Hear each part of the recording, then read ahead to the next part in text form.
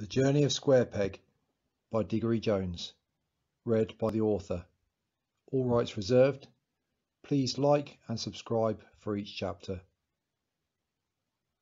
Preface. The signs were all there. The wild was coming and I had to be ready. I was afraid of it because it was unfamiliar, yet I was preparing for it, preparing to tame it. I was a tiger pacing while my instincts buzzed, uncomprehending of my design as my cage closed in around me. Then the wild arrived. It rescued me, and I understood. The beginning.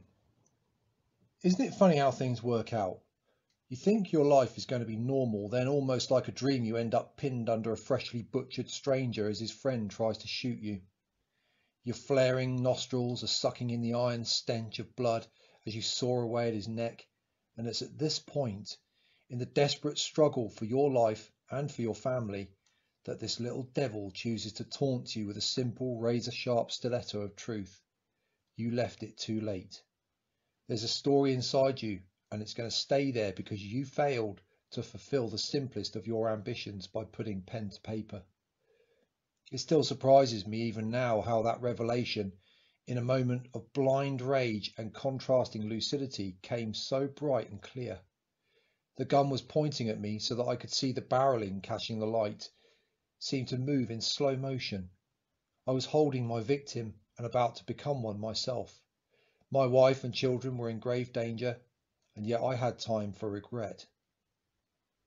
In 2 generations, I'd be forgotten because I had not recorded how one life led to another. My thoughts, my knowledge, and my experience from many a lesson learned the hard way, all destined to be vague memories for my young children and no memory at all for theirs. All that I was would be preserved only in the genes of my descendants, but all of me that had worth was the knowledge that would die with me there. It's hard to believe too that only a year ago I found myself in that position beneath the stranger, both observer and player in such a black scene, acted out, as it were, on the stage of the landing in my home. By returning there I've been seeking to restore some semblance of an old life, a pipe dream just for a moment. And the irony is that it was so easy to forget how I'd grown to hate it for its detachment from anything of true meaning. To think, if only I had embraced the new way of living and resisted the spellbinding allure of the familiar, I could have avoided the damage it did to all of us. Well, at least I was given a second chance, albeit by some circumstance I still don't quite understand. I don't intend to waste it. With my family sleeping safer than I had dared hope, I am sitting in the blue glow of an LED light, occupying a small desk in a narrow library of photo albums, paintings and music that I had curated many years ago. With Papillon, Little Big Man and Dama Sasabachkoi overseeing me from the shelves, I can finally record what I recollect. I could have and should have stopped making excuses and done this years ago. All I needed to do was start to write. Lord, the nights I wasted watching crap on television. So I hope you will bear with me as I explain. Even though this portent has come too late to help anyone else, maybe my children will find it useful. Maybe they will remember me, as I can't shake the feeling I'm not much longer for this world. I was 35 when the signs began to become less than coincidental. I remember one day, as if it were yesterday, I was sitting in my living room as the old clock began to chime on the mantelpiece, loud enough to drown out the words of my wife, Helen. I could not hear all that well anyway, perhaps due to too much loud music in my youth. I had not caught what she had said, but I didn't ask her to repeat herself. I was, as usual, operating on my own agenda. I regret to this day taking her for granted then. Our relationship had been rough for years, it seemed to me, and at the time I was pretty uninterested in her opinion. That said, I was too stubborn to give up on the marriage. In hindsight, I was also harbouring a hope that things between us would improve. I didn't want my marriage to fail, even if I didn't like her more often than was healthy and was doing nothing to fix the damage. I looked up from the laptop and noted the time on the clock, which stood below a dark, damp patch above the fireplace. The chime echoed laboriously, adding to the cosy atmosphere created by the smell of fresh bread. For all her faults, as I saw them then, my wife had some more attractive habits, and a growing knowledge of baking was one of them. What I'd give for fresh bread now. I didn't see it then as I would now. Far from feeling blissful, I was tense as the autumn cold radiated off our walls and, I suppose, our hearts. Woolen blankets lay bunched up on the arms of the sofas in our living room. They offered only partial respite. It takes more than a blanket to defrost a frozen soul. It was routine for me to be at home on a weekday. My son Michael was about 7 at the time, was still at school, but my wife could not enjoy some solitude. I worked odd hours and had been home all day after working a night shift. Despite getting some sleep since finishing early that morning, I felt exhausted. Every cell in me was resonating on a low frequency. Tired as I was, the clock indicated it was time I left for an important errand in town. I turned back to the computer just long enough to save the particulars, which were open on the land sale website, and snapped the lid shut. I have to go into town. I won't be long, I announced. Helen glanced at me momentarily through a swirling curtain of dust particles that sparkled in the low slanting rays of the afternoon sun, and forced out a polite acknowledgement. It wasn't unusual, but I felt crestfallen nonetheless. The distance between us had settled in yet again. It was slow, horrible torture. I was impassive as I donned several layers of clothing against the cold wind outside. I wondered what I had missed, but I didn't ask. I didn't really want to know. Such was my desire to distance myself from her in this psychological state. I zipped my windproof black jacket over a quilted thermal liner, knowing exactly what she would be thinking if she paid any attention. Why did I always dress for the Arctic on a warm day? It was 15 degrees in the sunshine, but I felt the cold like never before in my life. I seemed to be wired differently to other people. The racing clouds, seen through a net of closely built houses around ours, encouraged me to follow my habit. I tended to be that way, preparing for the worst. Preferring to save money and stretch my legs, I left the car on the drive and walked the back way towards town. A cutting through the estate, then a field, and over the old iron footbridge at the canal. The town centre was more than a mile away, so by the time I'd run my errands and completed a meeting with my bank manager, darkness had descended. In the gloom, market traders called out their final offers as they tried to sell the dregs of their wares. A broad spectrum of patrons queued for the bargains, perhaps having anticipated the discounting, all jostling for position in the crowded pedestrian precinct. The decline of our economy, the weight of world events, and the rigours of the daily competition to get by were etched on their faces. I was relieved to have a recession-proof job, but my salary didn't stretch as far as we would like. No jollity accompanied those stooping shadows. National optimism was on the wane, and hopes for a bright future seemed a lifetime ago. Nowadays, I can understand Helen's frustration with me, squeezing our savings into items she thought were only needed for an expensive hobby. But I was driven by what I saw around me, and much had to happen before she began to understand my choices back then. Deciding not to queue for food this time, I headed up the street, slowed by the throng at a bottleneck where it narrowed. A gaggle of evangelists occupied a small square of benches there, decrying the world and calling upon the traipsing crowds to repent their sins and guarantee themselves a better fate in the next life. The smell of spoiled market foods piled nearby filled my nostrils as I approached them. There was once a time when I would have thought theirs the most foolish of delusions, but as I began to contemplate the direction the world was taking, the seeming inevitability of deprivation, hostility, and suffering, I wondered if I might actually be the fool. After all, what comfort they must get from their beliefs, no matter how illogical and unfounded their basis might seem to non-believers like me. Back then, I often questioned my position on the subject, believing as I did that there was indeed a nameless energy that pervaded all life on earth. But for me, no matter what indications there might be to counter my beliefs, my atheism always won out. I couldn't stand anything that could not be explained with logic and evidence, and I had my own ideas about the way things were. This set me at odds with Helen, and many an argument resulted when religion was cited as a solution to our growing problems. The earth, I thought, was like a terrarium of perpetually recycling resources. The atoms that formed me had once formed other creations, and maybe, long after I was gone, they would help to form another living being. Experience did undermine my view slightly, though. I had been present too often at the death of others. From this experience, I believed that living things had an energy about them that was noticeable when absent, one that inhabits all life. Some people call it a soul. Logic told me it is the result of mitochondrial activity in our cells rather than the gifted will of an omnipresent being. But it had a depth to it I couldn't quite explain. I was conflicted on the detail, but believed on my more matter-of-fact days that even that energy would be recycled. And what to do with our short time in existence? The idea that all people, and most of the animals that populated Earth just over 100 years ago, were now completely gone struck me often. An individual's entire time alive represented a mere blink in Earth's history. Surely it was down to us to make our moment meaningful then, to leave a more permanent mark than our atoms would, as they were redistributed to new destinies repeatedly and for all time.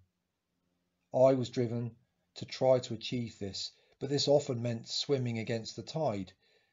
My obstinate desire to be different had earned me the nickname Square Peg, but it didn't put me off. I had very few close friends, but they liked me as I am. Such grandiose motives are usually rudely pulled down to earth by day-to-day living, and my life was no exception. What was more, dumbing down a society with narrow horizons was epidemic, and I was about to stumble unawares into the detritus that resulted from it. Milling around a passage entrance or leaning against the adjacent stone wall of a former church, which was now converted into an upmarket off-licence, a group of youths with shaved heads were scanning the street for opportunities to prove something. Their overconfident swagger and their unguarded boisterous comments to each other were nothing compared to their catcalling and laughing response to the proclamations and pleas of the evangelists. The more they laughed, the more the religious zealots proclaimed aloud the folly of sin. I don't think the message was getting through to the skinheads, but the tension was certainly building, and I wondered at the naivety on display. Challenge a thug's mentality and undermine his prowess, and you can expect a physical answer. It is the animal instinct their kind cannot control. It is what makes them dangerous. It was no surprise to me that as this went on, passers-by just looked the other way. I myself felt the awkwardness, wished myself somewhere else. There was a sense of foreboding in the air that only a gang of low-brow heathens looking for trouble can create. What was new was the willingness of some people to engage them in small talk and greetings as they sought to pass down the passageway around whose entrance the thugs had gathered. The gang had an air of authority, backed illegitimately by the threat of violence. It seemed almost to be a de facto checkpoint, and the meek were too afraid to question it. Having a humanist moral code, I always prefer to avoid trouble. I am a very capable and experienced fighter, but only in dojos. I was a street fight virgin, and the prospect of fighting with no rules filled me with fear. Yet, because of my age, the frustrations of my life, and building to high tension, I felt I was a bomb waiting to go off. Their behaviour seemed to call to my stubborn side. Their demeanour, it just got under my skin. I hate injustice. The passageway the gang guarded was my shortest route back home on a dark and increasingly cold night. In my head a battle raged between a long detour and asserting my rights. In the end it was optimism that drove me towards them. I simply believed that they would not stop me if I didn't catch their eye. The brave part of me demanded to know on what grounds should I kowtow to the will of this gaggle of shits. But it was the coward in me that was shouting the loudest. What I knew from previous observation of such people was that they controlled others by exerting the power of pure brass-balled self-belief. The problem for the meek, like me, was knowing which had this belief through ignorance and which had it by their virtues in natural law. Their confidence enabled them to dominate a street where they were outnumbered by weakening the self-confidence of others. It even worked on me, armed as I was with years of martial arts training. So as I stepped up to the passageway, I did my best to hide my trepidation behind a balanced and relaxed stride. Keeping a set look on my face, I was afraid, have no doubt of that. The ruse failed. The gang, which had eyed me up and down as I approached the point of no return, closed across the route to the passage, bringing me up short. Bodies blocked my path. I stopped in my tracks, tried to step around unsuccessfully, and then said quietly, "Excuse me." The ringleader squared up to me, leaning in and tilting his head, as I might have had I been trying to French kiss him. He stood a few inches taller than me, but my shoulders were broader. The sense of dominance he felt would be getting a rude adjustment if he decided to touch me. I scratched my ears slowly with my left hand, ready to block a punch, noting that, having stood as if he had a rolled up carpet under each arm, he'd placed his weight on the front half of his feet to lean over me, and was perfectly positioned to be thrown off the hip. Amateur. He might be able to throw a punch or aim a kick, but he could be about to get hit with a planet. "You can't go down there, mate." "Sorry," I replied. I was incredulous, but my mouth was so dry the words croaked barely audibly. "You can't go down there." The youth's words, repeated through gritted teeth, had added edge. His associates seemed to tense up, sensing that things might get interesting, doubtless enjoying the thrill of the preamble too. At first my hands came up, my shoulders low. I was cowed, it is true. I shudder to think of it now, but my habit of rehearsing bad situations soon had me surreptitiously zipping up my pockets, securing my wallet and my phone from falling out in a scuffle. It would be too obvious to take off my watch as well, and I was afraid to trigger the attack. "Why not?" I whispered. "Because we don't know you." His voice held no such doubts. He had chosen a victim and knew his gang could sense it. But there's a point in a man's life where fear can be overcome by anger and impatience. I was getting too long in the tooth to put up with the bullshit of youth anymore. My patience had been wearing thin my entire life. It hadn't been too thick to start with. I'd had enough of ducking my head and walking the other way, of feeling low for walking low. Today, whether shot, stabbed or strangled, I was ready to fight for my right to tread wherever I chose. At last I found my voice. "Clearly, you don't know me," I said, also through gritted teeth.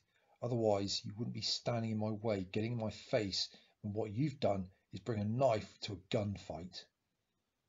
My snarling was deliberately quiet, as if I was embarrassed by my eloquence under fire, but there was an unintended benefit in that he had to lean in closer still to hear me, putting him more off balance, a fact my training helped me recognise instantly.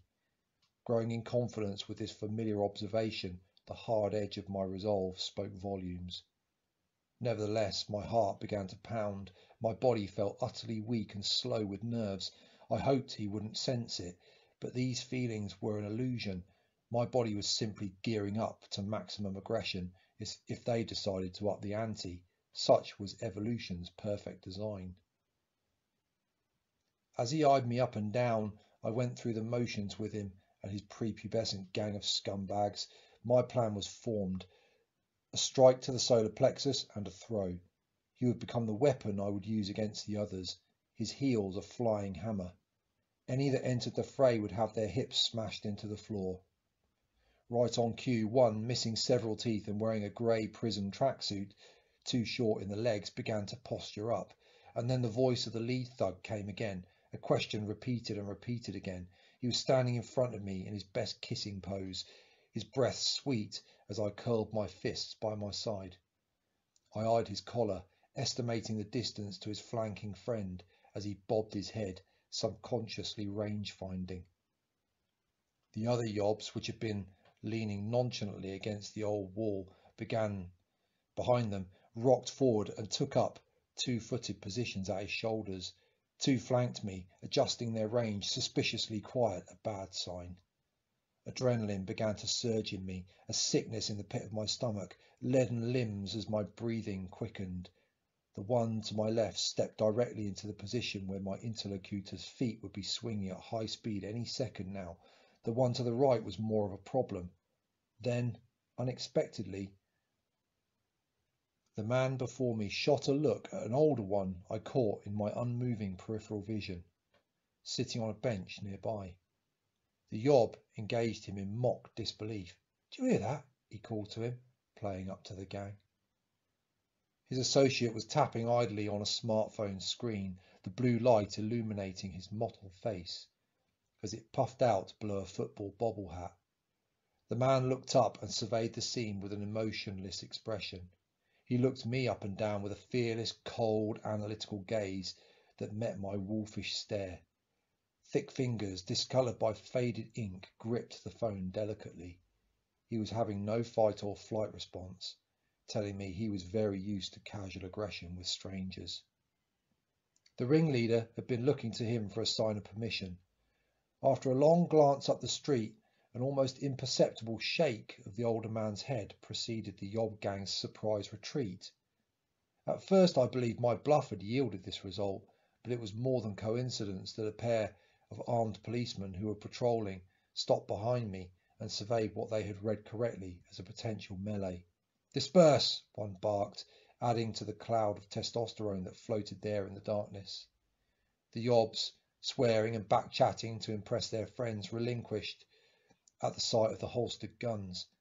I could almost see the realization forming between them that weapons equal authority. Eyeing me menacingly, they walked away, followed at a distance by the man on the bench.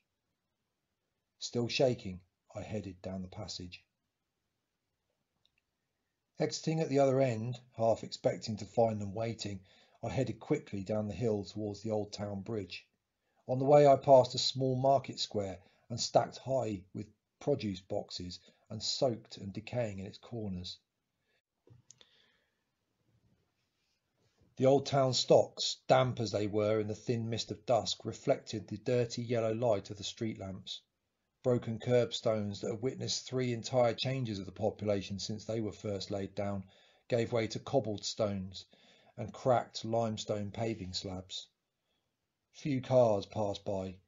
The streets were littered with pedestrians and cyclists, but an eerie quiet dotted with a staccato of footsteps pervaded the scene.